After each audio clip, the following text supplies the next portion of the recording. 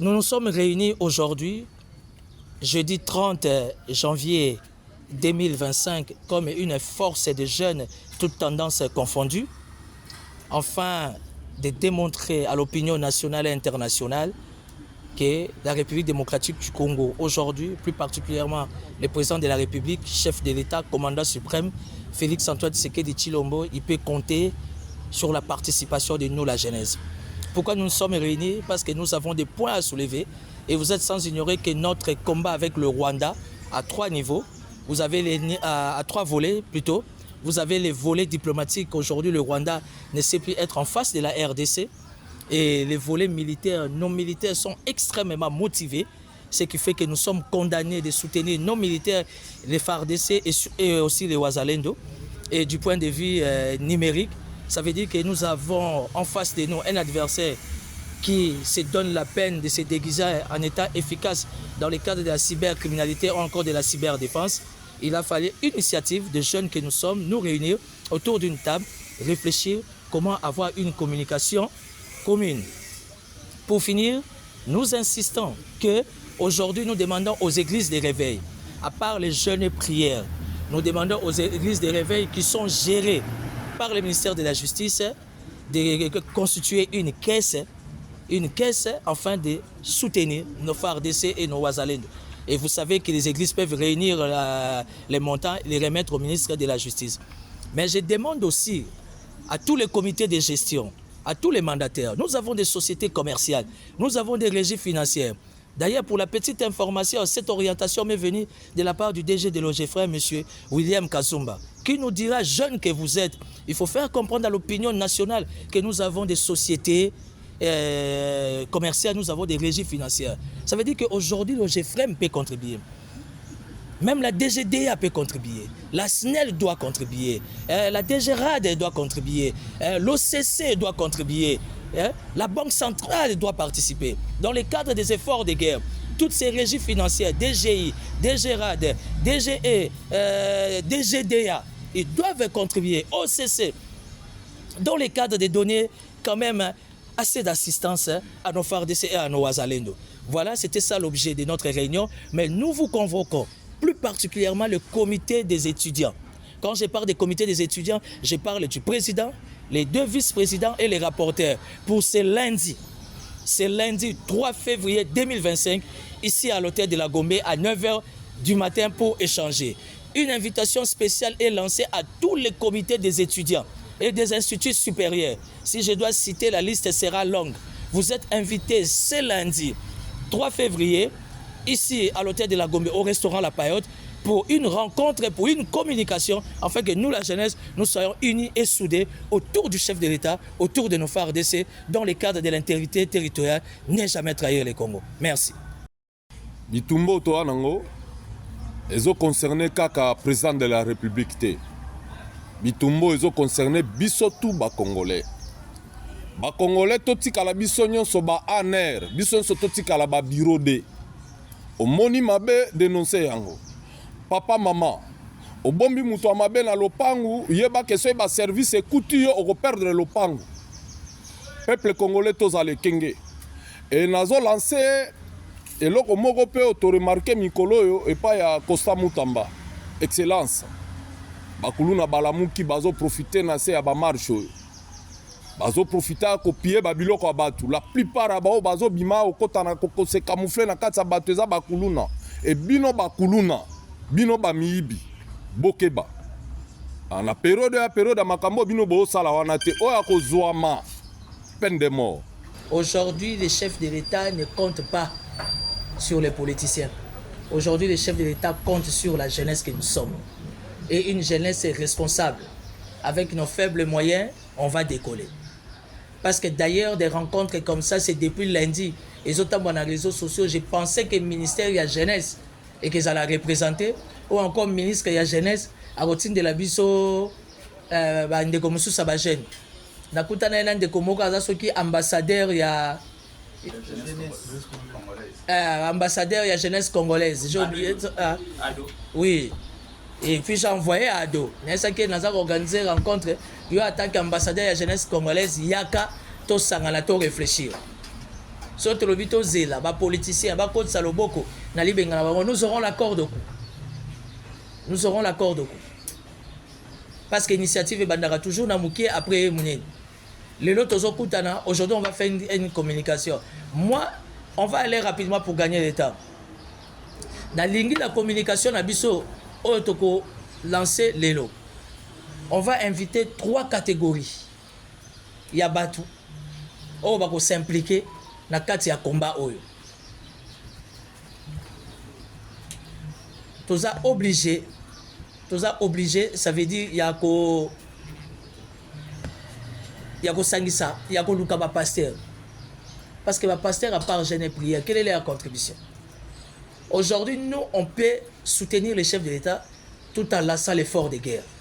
C'est possible. On commence par les hommes de Dieu, entre parenthèses. À part jeûne et prière, qu'est-ce qu'on peut faire pour notre FARDC? Qu'est-ce qu'ils peuvent faire pour nos Azalendo? Vous comprenez? Ça, c'est l'idée qui m'est venue. Il faut tout intégrer dans la communication à Bisso. Yami Balé, nous allons associer tous les comités de gestion et les étudiants. Parce que qui dit étudiant, dit force, dit énergie. Auprès des étudiants, on n'a pas besoin de moyens. On a juste besoin de la disponibilité.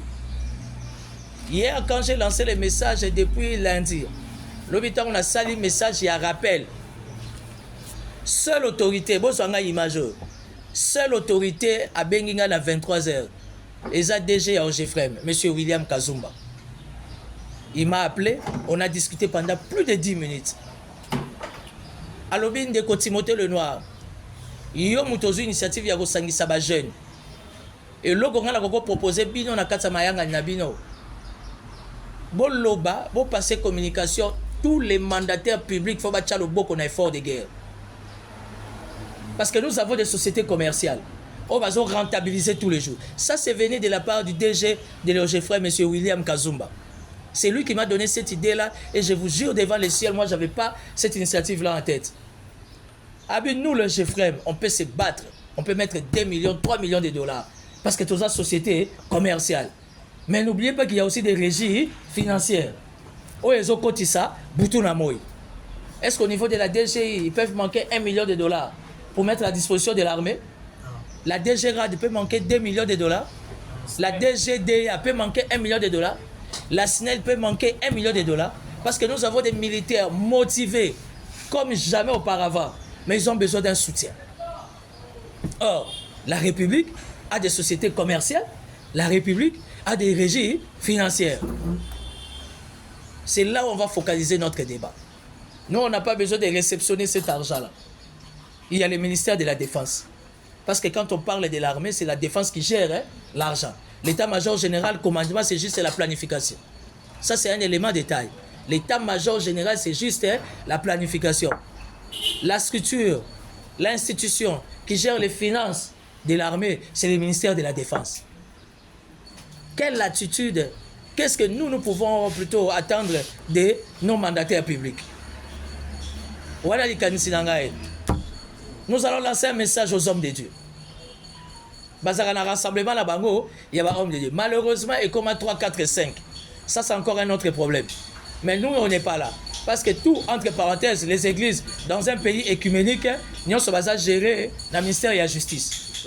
Donc aujourd'hui, les églises, au Sangala, ça y enveloppe là-bas, il y a cadre d'effort de guerre, il y a un ministère de la Justice. Les ministres de la Justice, c'est comment? Il y a un ministère, il y a Défense. Les étudiants, on a besoin d'eux pour la disponibilité. En fait, il y a une synergie pour forcer à la sous Makas. Et au finish, on a besoin des mandataires publics, surtout la société commerciale. Si je me trompe, nous avons la SNEL. Nous allons j'ai déposer à ma dette publique, ça veut dire que ça a des ressources à Makas. Nous avons l'ONATRA qui est une société, comment vous appelez, commerciale. Nous avons l'OCC. Oh, ça a entré et belé. Nous avons la RVM, nous avons la SNEL, nous avons la DGRAD, nous avons la DGDA. Hein? Poste Tokoko Kota, Tokoti Kuta Tana Banque Centrale, Tokoti Sina Hôtel des Monnaies. Parce que tous ces comités de gestion-là ont le moyen, ont la capacité de réunir des enveloppes d'une manière légale. Il y a la disposition, il y a effort de guerre pour notre armée. Déposer le ministère à la Défense, et la Défense sait comment il va mettre ça à la disposition de notre armée. Et je vais vous faire part d'une révélation. Si les lobos ont mon wazalendo bazo bunda. Aria baza wazalendo des années. Le logo tapa aka Congo. Si go biso toza na racine. Nous sortons quelque part. Donc, bref, aujourd'hui, situation ya guerre oyo, et sa situation à chef de l'État. Dans les réseaux sociaux, butu tina tongo, bato mususu mal intentionnés, ba condamner chef de l'État par rapport à son discours adresse à la nation. Mais non. Notre combat avec le Rwanda a 3 dimensions. Ou encore 3 volets. Volet les bossés, volet diplomatique. Aujourd'hui, le Rwanda ne pourra plus jamais se mettre en face. Il y a RDC. Parce que ça, c'est une alikambo à l'obate. De 2, tous en volet militaire. Nos militaires sont extrêmement motivés. Ils ont 5 biso population civile. Pour faire comprendre la population d'une manière générale, en commençant par nos mandataires, nos églises, qu'il faut effort de guerre et ça. Et puis il y a Misato, il y a les volets numériques. Na kati ya volet numérique wana. Ndenge Jonathan Utoloba. Na repesa maloba na mwana mboka MTB. Cordon partia koloba après to ba clôturer. Ça veut dire que dans le cadre numérique, il faut tout ça la bloc pour que communication dans les réseaux sociaux est à la moko. Mais lelo ce qui est bizarre, on comprend que communication même ba o bazana Kinshasa. Bazo zo plaisir, il y a relayer ba image ya Rwanda. Avec quel but? Avec quel objectif? Alors félicitations aux Arabes parce que dans le contexte ça veut pas ba arabe bazio na mbeba comme on les années.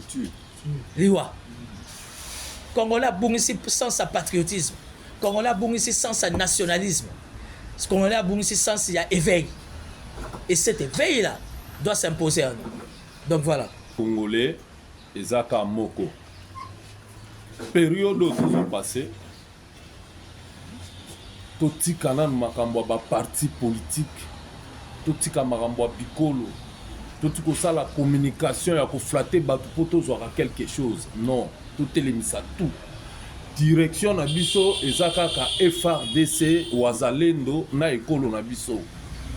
Quand on a zolo makambu ya RDC, ça veut dire quoi? Biso tout aux ala sima mokonza mboka to soutenir yé.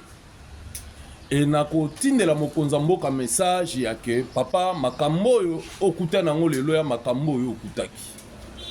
Biso to ana eloko musu ya ko sala te en dehors ya ko soutenir FRDC na Wazalendo pe ko tiko na ba prière. Peuple congolais. Lelo soto perdre mboka oyo. Totikali ba peuple nomade.